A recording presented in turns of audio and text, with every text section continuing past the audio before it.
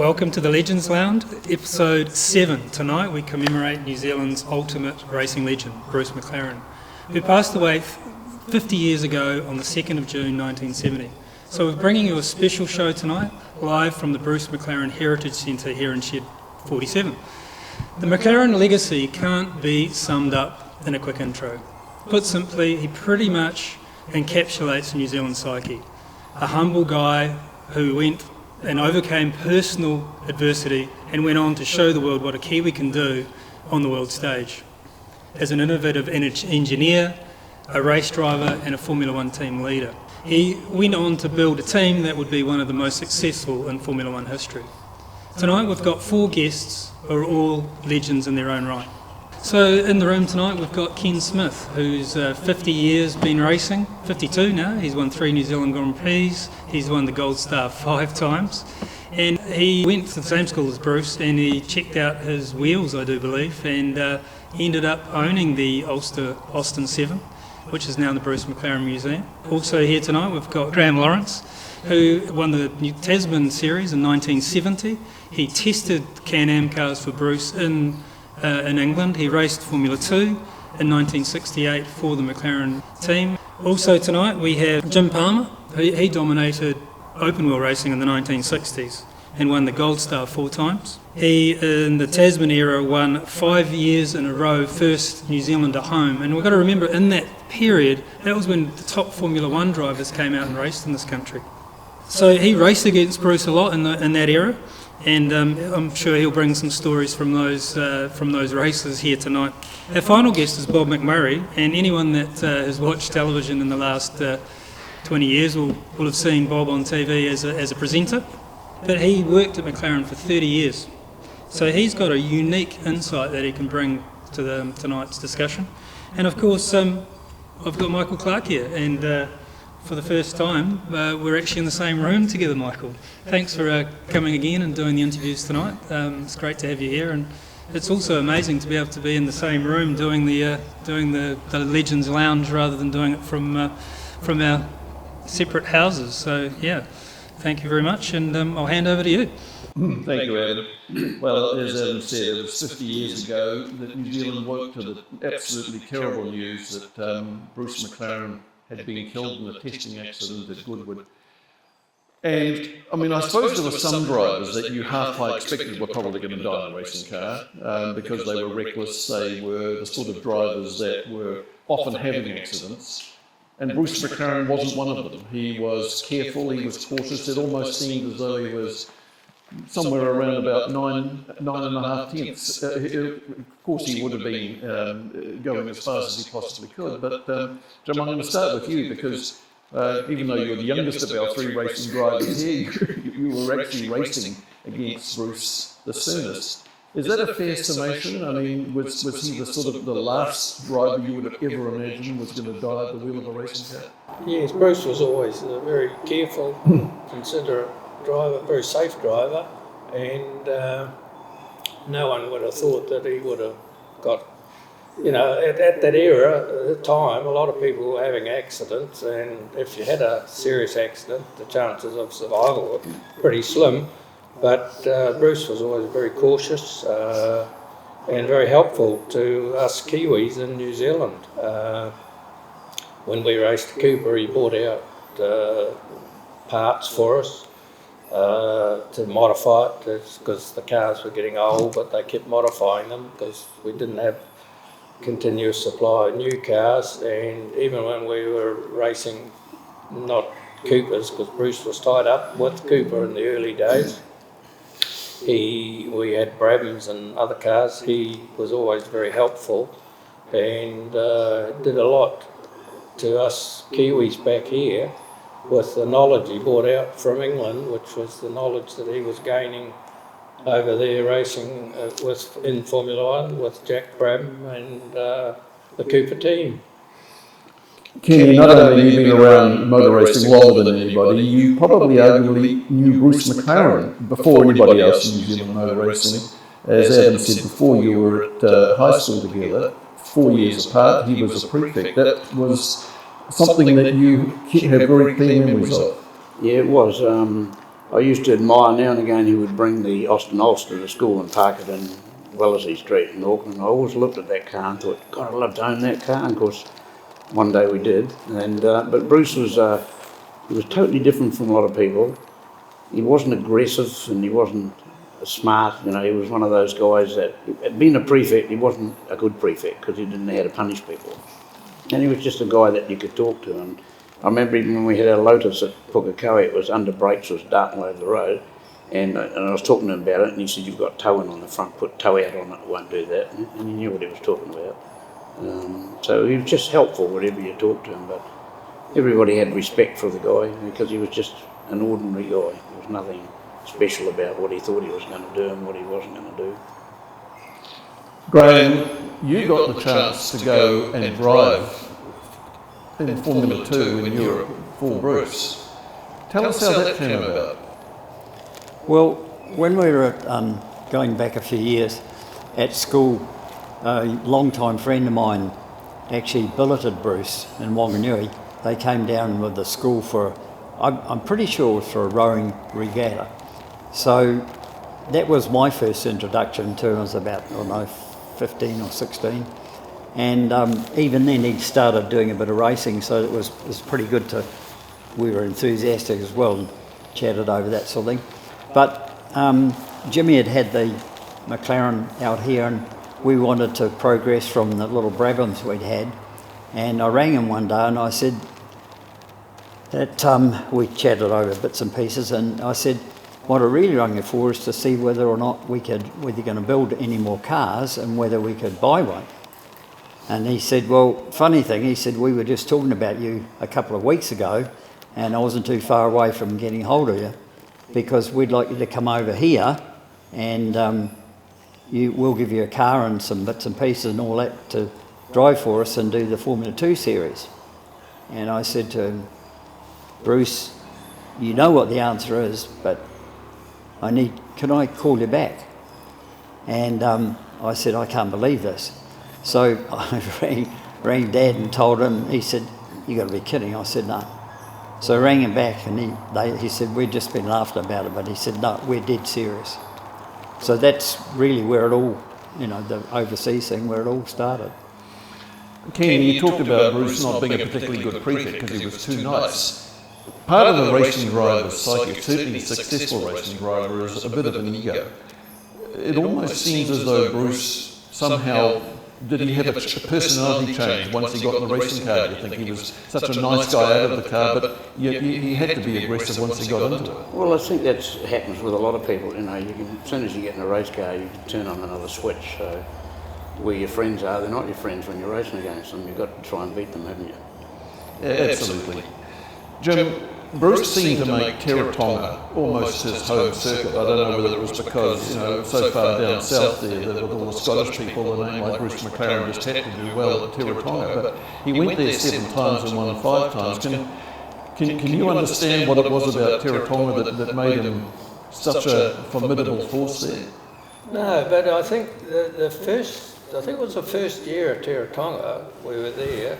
And he was, I think it was possibly in a 2-litre Cooper, and the Tarsill the track was just laid and it wasn't very good. And he was smarter than everyone else. He went and got a set of Michelin X tyres and put on the car, and because the tyre was bleeding through, and went out and won the race. And that was, as you say, he ran 5 times out of 7. Which was a pretty good record, and he obviously enjoyed the track, and he seemed to go extremely well there. So when he came out to the Tasman series, as it grew into from 64 onwards, he didn't come every year, but he was in the first year he was champion. That must have been something for guys like you in New Zealand to have the very best drivers in the world. Was there something about Bruce that, because he was one of us, that meant that he was any kinder to you on the track, or was he just as hard as everybody else was? No, he was just as hard as everyone else was, but he was, in his own way, he was a very quiet man, a very good engineer, of course, very helpful. to us Kiwis, because he had all the experience overseas, which we had just the 8 races a year out here, and he helped us setting up cars, our cars, and overseas drivers used to come out and with a bundle of spare parts and everything, and at the end of the year or even halfway through the season they'd end up giving us disc pads and spark plugs and stuff that we couldn't buy in New Zealand at the time. And Bruce was always very, very helpful with supplying local guys with parts and helping them with various parts on the cars, the stuff that we didn't understand out here. And overall he was he was a hard racing driver, but he was a proper gentleman. Everyone says that Kenny, from you're right at the very start of your very first New Zealand Grand Prix, I think it was 1965, and it must have been so special for you, a couple of 7 tech boys walking out onto the grid. Yeah, no, it was so exciting in those days. Like, to go into a race like that is more exciting than Grand Prix today, I can tell you that. We had the best drivers in the world out here, and it was great to have Kiwis doing it too. And I remember back in the early 60s, Bruce bought a 3.8 Jag, a Coombs Jag out for his father, and he was polishing the maroon paint of it in the garage at Pop's workshop in Upland Road. And I drove the Ulster up there, and so Bruce jumped in it and drove it all up round Remuera, and it was a great thrill to get him to jump in that, and he was over the moon, thought it was terrific to jump back in the old car again. You mentioned the Ulster, Bob, at this moment. Bob, because you had a part, the Austin Ulster was the only non-McLaren at the McLaren Technology Centre. Austin, obviously, it's not a McLaren, but it's very much part of the Bruce story, and you played quite a part in getting it there. Yeah, I guess so. Ron Dennis got in touch through Leo Weibelt, who used to work there, another Kiwi, is at McLaren, the manager there, and he got in touch with a guy who owned the Austin 7, which became an Ulster, in the South Island. And Ron called me and said, "Can you arrange to get this thing rebuilt?" Sure, I said, yeah, no problem. So we got the car up here, and it was in a bit of a state, to be honest. It was pretty average. So we got the car rebuilt with the help of various people who had helped build it in the first place. And it was done by a guy in Hamilton, whose name I forget now, near the bridge in Hamilton. And we got the thing painted, and we found some paint underneath the dashboard, and it was exactly the paint. So we got it copied, and we got it put on in the way that Bruce Sutcliffe helped him build it, the way they did it in the first place, in a garage with a paintbrush.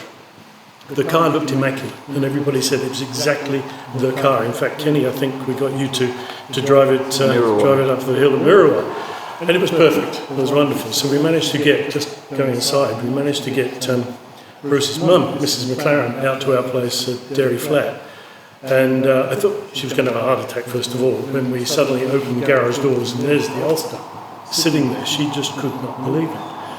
And I thought, I tell you what, before he goes to England, we'll give her a bit of a ride in the car. So we put her in the car and said, "Come on, we'll take you down the road." And she was absolutely ecstatic. Now, I lived on a fairly long road, and there was a one-lane bridge there, and I'd wound this thing up to about 55 miles an hour, which felt like 150, I've got to tell you. And she was loving it. You could hear her chuckling and laughing. Coming to the one-lane bridge, I suddenly realised that I'd never checked the brakes. And I hit the brakes because the car was coming. There were no brakes, effectively, nothing at all. And I hoped this guy who had the right of way would actually give way. He did, luckily, and we went sailing through there, and I could see the headlines. Bruce McLaren's mother killed in Bruce McLaren's original car by a McLaren employee on test run. I could see it happening, but luckily we sailed through the whole thing and it was okay. And then Kenny drove it and we shipped it back to England, and of course Ron Dennis hated it, could not stand it because it had been built exactly as it was built. Now, Ron Dennis, as everybody will know, was a bit of a perfectionist, and he expected the car to be a concours car. And it was hidden away. It was never seen again. Until we went to the Monaco Grand Prix, the Sporting Club of Monaco, when the very first McLaren F1 car was released, the three-seater, the road car. and we were all in the Monaco Sporting Club, and it was all very da-di-da as you do in Monaco. And then Bruce, Ron said, we're now going to present the new McLaren car. And up from down below on this turntable came the Ulster, and it sat in the middle there and did a complete turntable.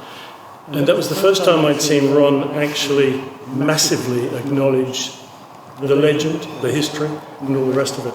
And then the car was pushed aside, and then the F1 car came. So, yeah, it was, that car has a hell of a history and is smack in the middle of the McLaren Boulevard, as they call it at the moment. And it looks better than it did, but it still looks like it did. So that was Bruce's first racing car. It was the car that Kenny used to perv over, in your words, when you were a young schoolboy and he used to drive. He did, going up Mirrorway Hill, I can tell you. He didn't slack off at this. And you ended up racing it yourself. Yeah, it was quite exciting going up Mirrorway. I thought, Christ, I couldn't have driven this thing. You could feel it flex when you turned left and right. The car was twisting. I mean, if we had the knowledge now, just go and hang some more tubes in it and stop it doing that. But there we go. It was exciting. Graeme, everyone talks about what a lovely guy Bruce was, and there's no doubting he was, but you've been on the receiving end, I wouldn't say necessarily a bollocking, but a bit of a telling off when you were racing the McLaren Formula 2 car in Europe. Yeah, what happened is basically the sponsorship that they had ready or prepared for one side, that all fell over in between the time of us leaving and getting there. So Bruce quickly arranged for us to be with a guy called Graeme Lawrence, and he was obviously doing it on a wing and a prayer. And Bruce said, just get out there, if you lose a wheel or hang a wheel off the car, don't worry about it, you can soon pop it back on. And Graeme Lawrence was on the other side saying, don't bend it, don't do this and the other thing. And in fact, I still laugh about it even today, because when we went down to our first race, the car had only just been started, we'd never even run it anywhere, and we never had a single spare, not even a spare tyre, a spare wheel or nothing. So it was just make do with what you could.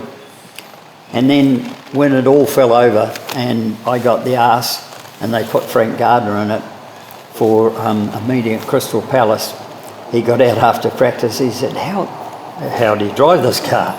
I said, it is quite unusual. And he said to Bruce, nah, he said, not for me, I'm not in that. So then we thought, what are we going to do? And I still was dead keen because I'd seen what Jimmy had done, and of course Piers Courage had been out the season before with the McLaren Formula 2 and, you know, did a good job, and we had our own ideas at that stage. So Bruce said, look, what do you want to do? I said, I want another car, I want to buy a car and take it back to home and do our own thing. So he said, look, we can do that, we can, more than happy for you to build it up in the factory. So along the way, Dave and I got together. Dave was my mechanic pro there, and we built the car and we made a few mods. For example, in those days, the FEAs, if you over-revved them, you had to drop the sump and change the big end bolt. So we cut a piece out of the bottom and made a panel to fit back in.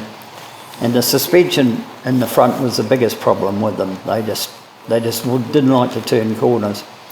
So we were building the front up, and I said to Dave, why don't we try this? So we put the left-hand bottom front suspension on the right-hand side, which allowed to change the angle of the shock absorbers, and that freed up a passage for that front anti-roll bar. And Bruce looked at it and he said, far out. What great. Why didn't you think about that before? And so I said to him, my problem is, Bruce, I come over here from Kiwiland, look at all this and everything, great things that you've done and everything like that.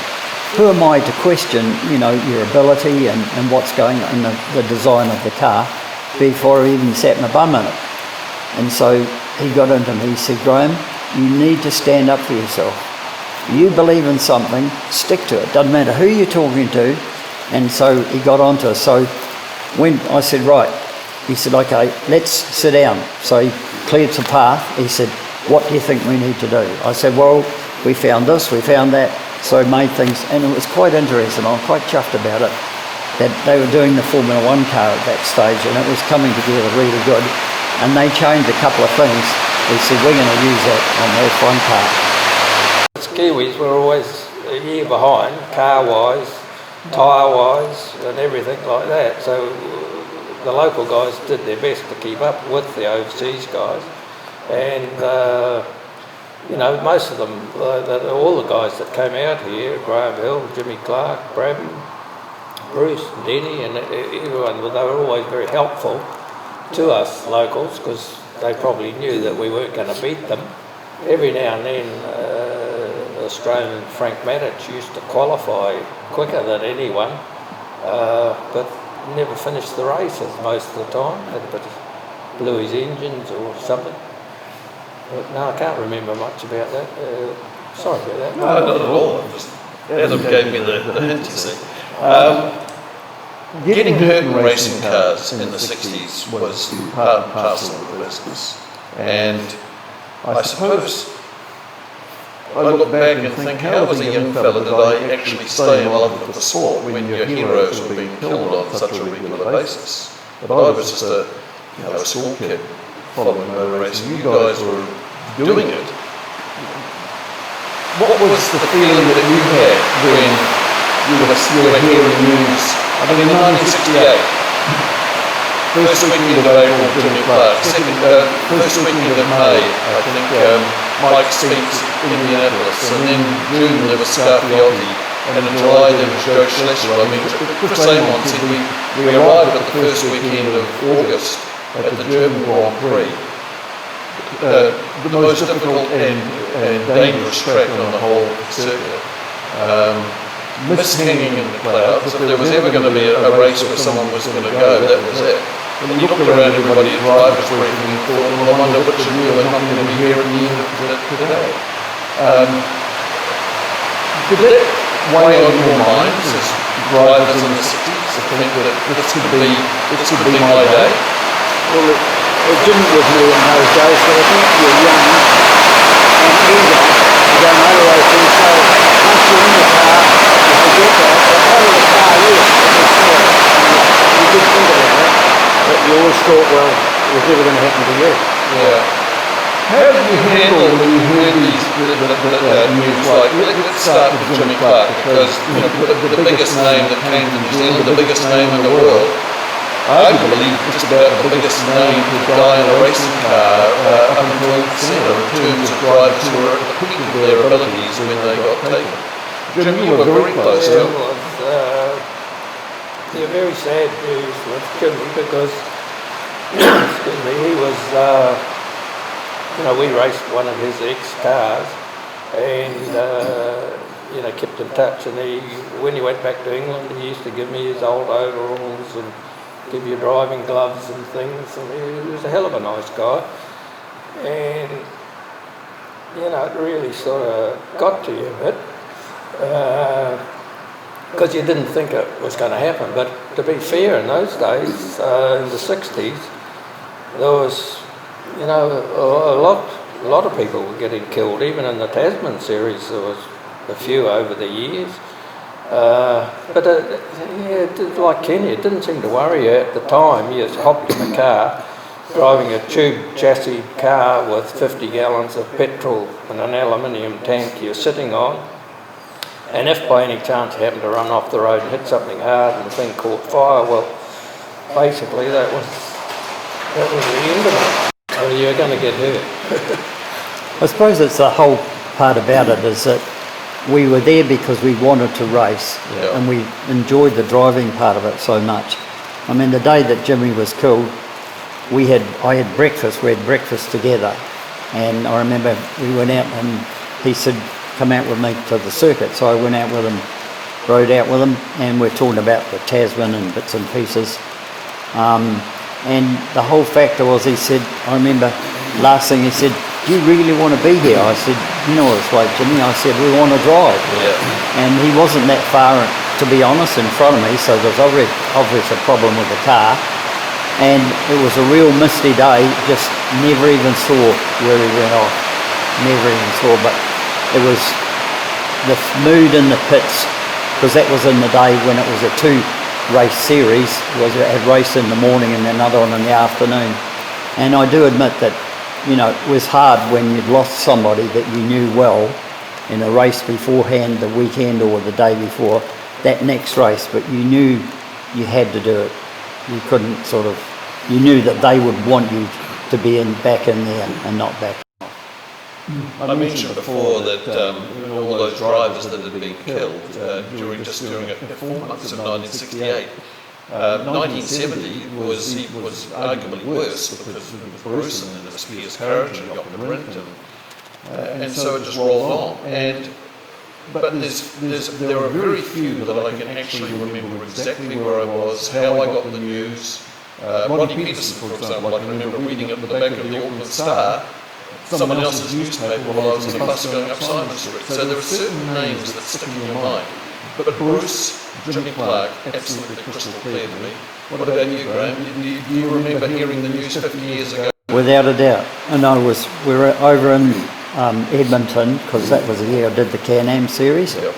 And we'd been doing the testing of that very car a couple of years before with Bruce, because I did quite a bit of testing after the F2 thing fell over.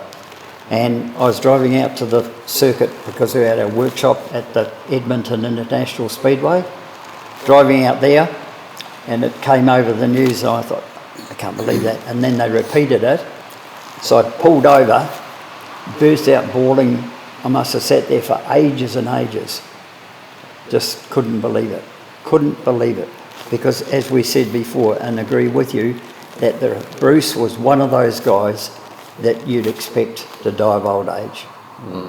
Certainly not in a race car. You remember it well, Kenny? I do, yeah. It's the same thing when the news came across, you thought, it can't be right, because he's not the sort of person who's going to die in a race car. But you hear of other people that die you don't know over there, so you say somebody's died, but when you know the person close, it just doesn't ring a bell, does it? You think it can't happen to him. Ian Young, who as we all know was very close to Bruce, he got off the train, walked into Autocar's offices for another day's work, and somebody said to him, "Oh, did you hear your mate's been killed?" And he wondered who they were talking about. They said, "Oh, Bruce McLaren," and again, same thing as you, Graeme, just tears non-stop. I don't think Ian Young probably shed tears that often. Jimmy, it was hard to believe it was 50 years ago. You were just saying to me on the phone the other day. Yeah, well, where's the time go? Time's gone quickly, and that just sort of, I don't know, it's 50 years. Jesus, we are getting old, aren't we? Doesn't seem like that, does it? No. Bob, you were moonlighting a bit at McLaren, and you have, I'm guessing, if not unique, you're the only person. There can't be many people who worked at McLaren, albeit as a moonlighter, while Bruce was there, who worked for McLaren pre-Ron Dennis and then worked for McLaren post-Ron Dennis. So your length of involvement with the whole empire of McLaren is extraordinary. And you were really kind of on the edge of motor racing initially, but then you got involved, and it just happened to be McLaren you got involved with. Happened, yeah, I guess so. There are still people at McLaren who were working with Bruce and for Bruce in the early days. People like Ray Rowe, Yes. who is still there. Goodness knows how he's still there, but he's still there. There's a couple of three who would have worked with Bruce, Dennis Reed, and people like that. I was lucky. I kind of did lapse into McLaren because my brother-in-law Ian Griffiths we were all living together. My wife Sean and I and Ian and John Nicholson was our lodger, and I just used to go around there and help them out. But within, I say help them out, I used to get in the way probably. But within a couple of months of doing that and just going around on weekends and evenings, there was a feeling about the place that I just knew that's where I wanted to be. End of story. Not all to do with the Golden Cross pub that was just across the road, because on Friday nights that was a Kiwi pub. There was even a Kiwi flag outside the pub to let everybody know that it was Friday night, McLaren night. It just became a place I loved, simple as that. So when I was having to find a proper job and earn proper money in motor racing, I started working for Ron Dennis, and with the two coming together, it was a perfect solution for me. the legacy of Bruce McLaren is extraordinary. I mean, there's not many teams that have managed to survive the original constructor. I mean, Lotus lasted a little bit after Colin Chapman, but eventually the Lotus Formula One team faded. Ferrari are an exception, obviously, but most teams struggle. Radom struggle. But most teams didn't have an engineer driver pushing them on. And most teams, Tyrrell, Williams to this day, they were run by individuals effectively who employed people in there. But Bruce was part of making the car, driving the car, engineering the car. And when he was killed, within 2 days, it was almost like a hole in a pond, and it had just sealed over the top. People like Teddy Mayer, Tyler Alexander, they just took it on. But they took on the ethos of Bruce because they worked with him from the beginning. So they continued with the same ethos there. Probably an awful lot of it is to do with the fact that there were a lot of Kiwis in the team as well, Australians and bits and pieces, but there was a Kiwi contingent that kept flowing it forwards. So for the next 10 years, Bruce's legacy could have easily have disappeared. It could have become Mayer Motor Racing, and the name McLaren might never have appeared again. But it didn't. They kept the name going for 10 years. And then Ron Dennis took the name on and pushed it forward. So that legacy could have fallen by the wayside 2 or 3 times. But it's developed into such an empire now that the legacy continues with a seamless role of McLaren. But I don't think you can ever deny the fact that as an engineer, as a driver, as an inventor, as a developer, and all sorts of things like that, Bruce, his legacy would still be there somewhere, even if the name of the team had changed to McLaren, to Mayer, and then changed to Dennis or changed to Marlborough. It would still be a seamless run through. Bruce was extraordinarily young when he decided to start his own Formula One team. The Tasman car came first, and then sports cars, and then Formula One. But still, to be doing all of that must have taken an extraordinary amount of energy. George Begg's wonderful book, Bruce McLaren Racing Car Constructor, you read that and you actually have to start wondering when Bruce ever slept, because to do what he did in the time frames that he did it was absolutely extraordinary. Jim, did you ever think that, Bruce has got a cushy job there at Cooper, and that's an okay living. He might be stretching himself a bit, going and trying to do what Jack Brabham's done, or did you just think that was just the natural thing for an engineer driver to do? I think it was a natural progression for him, because he was that type of person. He was an engineer, a thinker, and a good driver, very good driver, of course, and he developed a business ability to run a business, even though it started small. It didn't take long to develop into quite a big operation, and I think, Jack did it, and Bruce thought, well, possibly I can do it, and being a Kiwi, probably thought he could do it better, which he did, I think. And, you've got to give the guy a lot of credit. He had a lot of good people working for him, but he also was the brains. It's like running a big company. If the boss guy's not very helpful, nothing seems to work. But he had a way with people. To be fair, everybody got on with him, and everyone that worked for him, and Bob would know more than me, but they would all said, Howden said, they've all said that they'd follow him to the end of the world, because of who he was and what he was. Kenny, you said he was too nice to be a prefect. Did you ever think he might be too nice to actually cut it as a racing car constructor as well as a driver and do all of that at the same time? No, I think because that was him. I mean, he decided he wanted to be that and be a driver, and he was nice to people that worked with him, and he liked Kiwis around him all the time, and you could see that. He didn't have too many foreigners there. The guy was a genius, and even to this day, if he had been alive, I guarantee he would have still been working as McLaren's. He just wouldn't have stopped. That's him. So dedicated. I mean, it's extraordinary when you think about it, because he was mid-20s, Wally Wilmot was there, younger again, Tyler Alexander, Howard Ganley, Bruce Harry, Colin Beanland. I mean, just none of them 30, and just so much energy, and I guess self-belief. I think their enthusiasm, and also the other part about it, I believe, is the fact that Bruce is such a nice guy. They enjoyed him as a person, irrespective, put the motor racing to one side. They liked him as a guy and as a friend, and they could see what people could see that were around him, what he was trying to do, and all they did was got in behind him and wanted to be a part of it, and were, really chuffed to be involved in the whole thing. And of course, I guess in an aspect, that fact that Bruce got involved with young Teddy Mayer, and then with Timmy rather, and then when Teddy was there as well, Teddy probably took over a little bit of the business side, which allowed Bruce to sort of move over to a bit more into the construction and the involvement of the design. But it was quite fascinating to see them. Bruce would be sitting there with his tie on and roll the sleeves up, and they'd be doing something, and next minute he'd be in there and all the tie was off and he was right back in there, which he obviously enjoyed that far more than the other aspects. Ian Young always thought, Bob, that Bruce McLaren and Teddy Mayer made an absolutely perfect good cop, bad cop combination.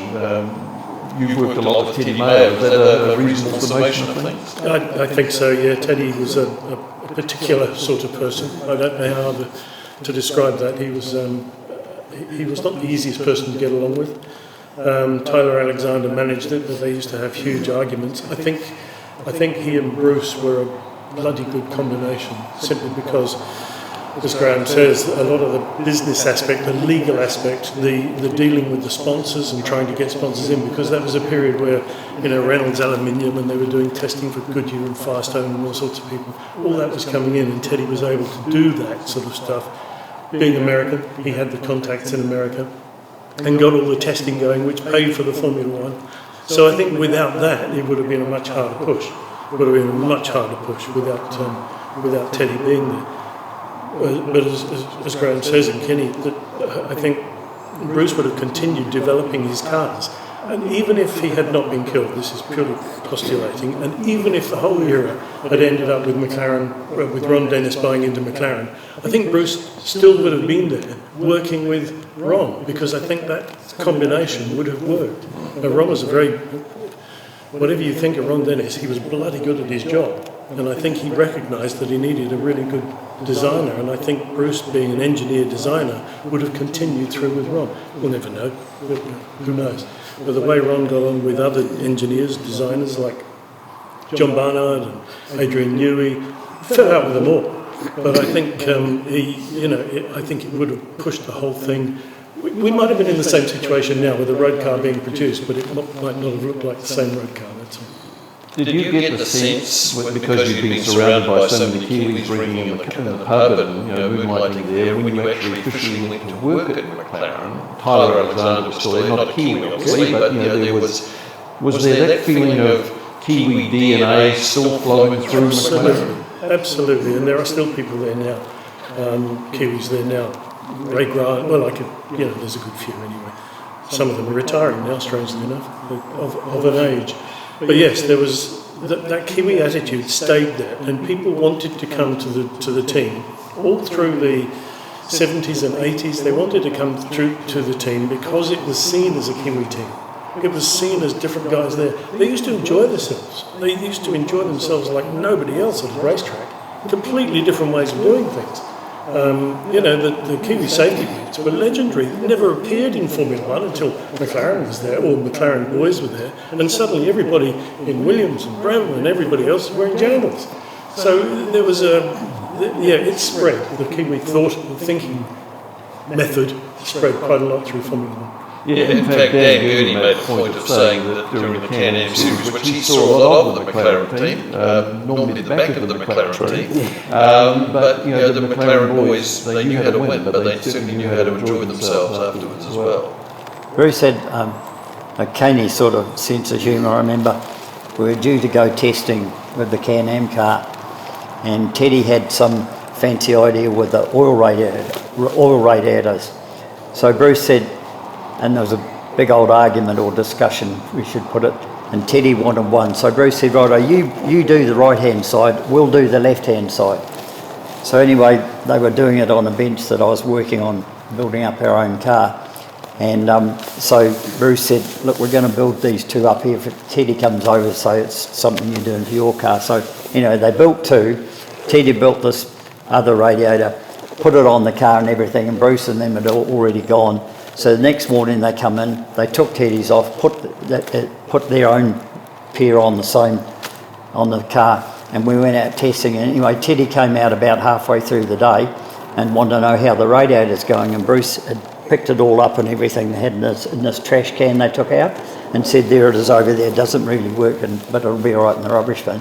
Teddy went right off, but all these little pranks that went on, it was very hard go. So I think one thing, excuse me, Michael, that the one thing about Bruce and all the people in all the Kiwis, everybody there, Tyler, everybody, if they came up with an idea, be it Peter Bruin, Alistair Cook, whoever, if they came up with an idea, it was go try it. Yes. If it don't work, we'll take it off, throw it away or whatever, but try it. And so many ideas came from other people in there.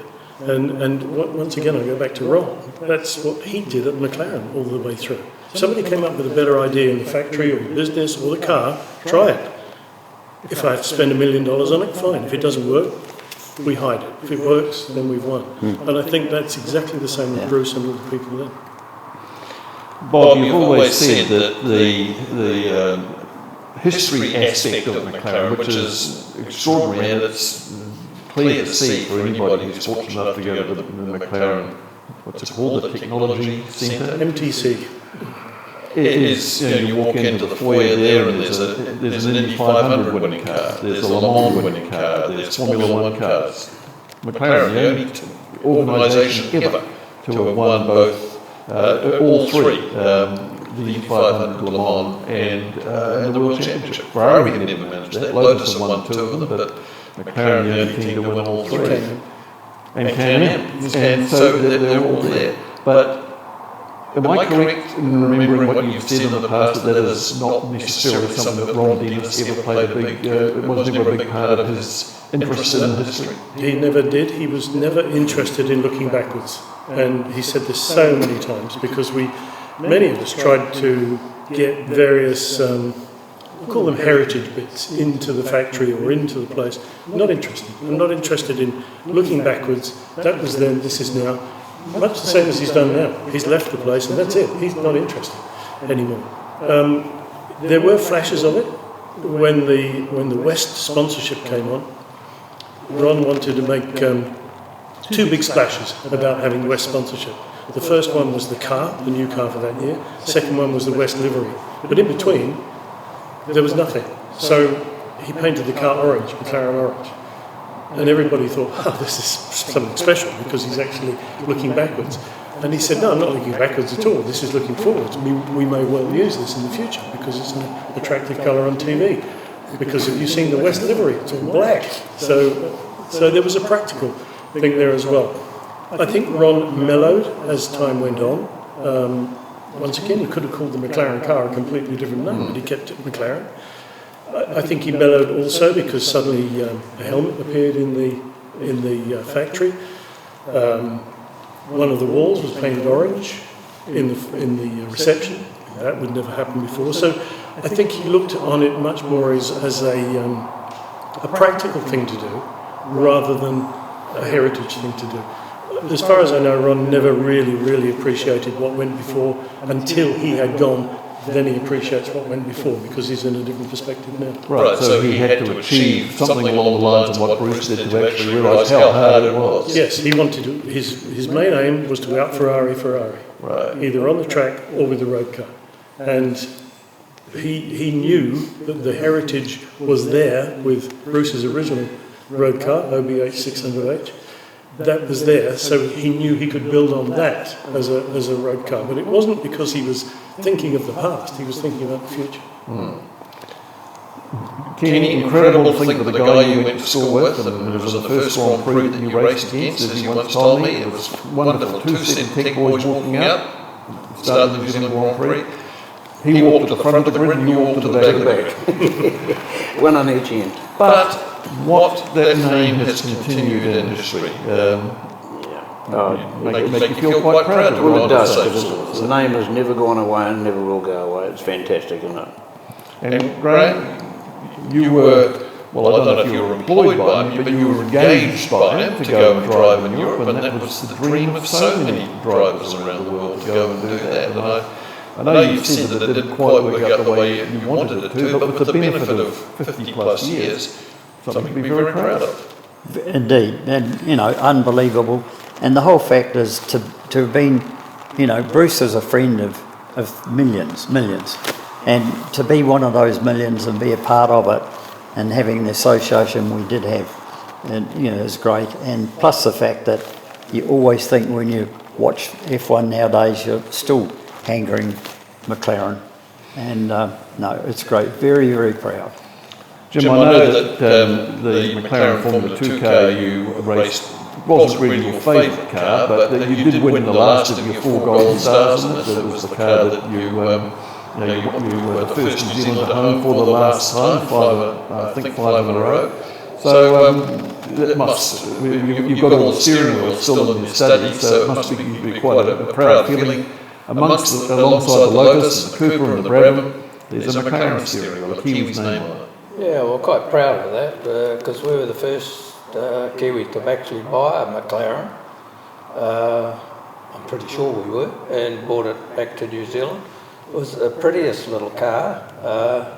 Probably didn't handle as good as I thought it was going to handle, but it was a nice little car and safe car, well engineered, but not as forgiving as some of the other cars we had. We actually went to England to buy the McLaren with a 2.2 BRM V8 in it to bring home. And Bruce, that had an accident, or it caught fire testing at Goodwood again, I think. And it was just a monocoque chassis burnt out, lying out the back. And Bruce said, well, buy the F2 and bring that home, which we did. And Denny was just on the point of changing from Brabhams, and he was going to bring a F2 Brabham out. So we thought, oh, well, it's a good car. Denny and Bruce both reckon they were as quick as the old Climaxes. We bought it. It was a nice little car, but it just didn't suit me. Well, you haven't realised it. You've just provided me the brilliant segue to what I'm just about to read, because the guy that ended up with the remains of that car that burned out that you were hoping to bring back was Howden Ganley, whose name we've mentioned a few times tonight already. And I have this message that Howden has sent, which I'd like to read now. I had the great privilege of being one of his first employees from June 1964, and saw at close quarters his drive and determination to build a team to become a major force in motor racing. That he succeeded in such a massive way is now so very well known. From a standing start, beginning in a tiny workshop, Bruce McLaren Motor Racing came to dominate Can-Am, became a major Formula 1 team, and was set to soon dominate IndyCar, and that is a measure of what was achieved under his leadership in just a few short years. That one man could create such a successful racing operation so quickly is unique. How could he have achieved so much by the age of 32? Bruce was the greatest leader of men I've ever known. His infectious enthusiasm and hard work ethic engendered an enormous loyalty and enabled him to gather a group of like-minded people who were totally loyal to him. His technical knowledge and perception of the way forward meant that the team always had forward momentum and a total can-do attitude. The mantra was, the race is starting at 2 p.m. on Sunday, we will be on the grid, no matter what. You knew that if you were short of a part the night before the race, then you improvised. If the downpipe of the building had to be ripped off to be made into a wishbone or whatever, then that is what would have to happen. Of course, behind the cheery, ultra-friendly persona, there was a backbone of steel, and we all knew which made him even more of a leader. You also knew that when the car was built, Bruce could and often did win the races. Bruce was very generous in so many ways. So Howden, I guess he's really said what you fine gentlemen have all been telling us this evening. And as Dan Gurney said in the McLaren movie, Bruce had the ability to think big. He wasn't just thinking about maybe a Formula One team and doing some Can-Am races. He was thinking road cars, as you mentioned, Bob. It was for a modest Kiwi, as Howden says, a very low-key persona, massive ideas, massive drive, and massive desire to take on the world. I think just going back to the legacy part as well, I want to congratulate McLaren as it is now, because they have, through Zach Brown and all those other people, they've embraced the legacy. They've actually played on the legacy. Yes, for commercial reasons, I know that. But they have made the legacy a bigger thing than it was before. Yes. Before the film came out, there were people who didn't know that Bruce McLaren came from New Zealand. They didn't know that Bruce McLaren started McLaren. And once the film came out, it started something going. And I think the current regime at McLaren, despite whatever problems they have got with selling cars and things, they have promoted that legacy quite a lot by getting Amanda McLaren involved in there as Miss Steventon. And they are very keen on looking at that legacy. I also want to say the swoosh on the side is not a flat-footed woodpecker, it is not a kiwi, it is a swoosh. But the person who designed it said, if you want to look at it as a kiwi, you can go ahead, but it's not. But anyway, I think they're doing a very good job of the legacy now, and they should do. We've got some questions. You've always got some questions. Some questions. So, Kat Curse was hello, and she said, I'll just find a little comment from her. She said earlier on, she's watching, and she said, a great treat to have all of you together, Bruce is smiling. So that's really nice to have there. I mean, obviously there's a lot of other people involved with Bruce, and you guys would have been friendly with some of Bruce's, people around him. Can you give us a bit more of that, sort of backstory on some of the guys that really helped him? Well, I think the guys, probably Bob can tell you a bit more, or Jim, a bit more about some of these names that he's connected with.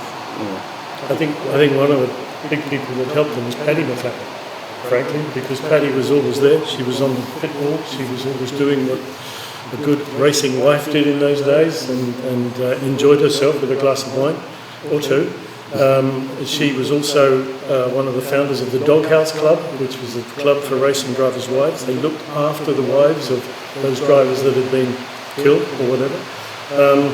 And Paddy continued being a massive supporter all the way through Ron's years. Ron looked after her very well by tickets, so I think Paddy McLaren must have been one of the greatest supporters, looking after Amanda while all this racing was going on as well. We had a message from Pat Kerr, of course. Her late husband Phil was Bruce's right-hand man for many years, and Phil always told the story that the day after Bruce died, so that would have been the 3rd or 4th of June 1970, 50 years ago. He and Teddy May told the staff, well, don't come in tomorrow. They figured, well, what on earth are we going to do? We've lost our leader. Next morning they arrived to try and decide how on earth the future of McLaren might work, and here was the entire workforce. Every one of them there at his bench or desk or drawing board or whatever, doing what they would have done and film you at that moment. I think this is going to work. I think we might have something here. Especially when Teddy stood up and said, we've got a race in 2 weeks. We've got to do the race in 2 weeks. Yeah. End of story. I'll just finish off Howden's note. One of the marks of a great leader is how his creation functions after his passing, and in this regard Bruce's legacy was so significant, and that showed so clearly after the accident when the team hardly broke up. Bruce had built his team on very firm foundations and his vision was carried forward. Bruce McLaren was a truly great man. So Adam, I think we're just about at the end of our hour. Yes, we are. It's been great. We've got a lot of people watching and commenting on it and enjoying the live stream. So, of course, we have to apologise for the sound of the rain, but we can't help that. Thanks everybody for coming along, and Yeah, I've learnt a lot tonight. Is there one race that each of you remember of Bruce that sort of comes to mind, just to finish off? It's a hard one, really. They're all good. Well, one that I lean towards that because I was still at primary school, but 1968, this Belgian Grand Prix. Jack Brabham, Dan Gurney and Bruce McLaren, still the three men ever who have won a race in a car that they didn't necessarily design but had a great deal to do with the construction and engineering of. And it was Bruce's fourth and final Formula One victory, but he goes on the record books as being one of those three people ever who have done that. Fantastic, isn't it? It's the only one I can think of immediately, to be honest. 68. Well, as the rain comes back, I think we'll call that an evening. And so now we're actually on a monthly schedule now. So look out online and and subscribe to Fast Files, and of course to the Legends NZIP Legends page. And we'll go out on the rain.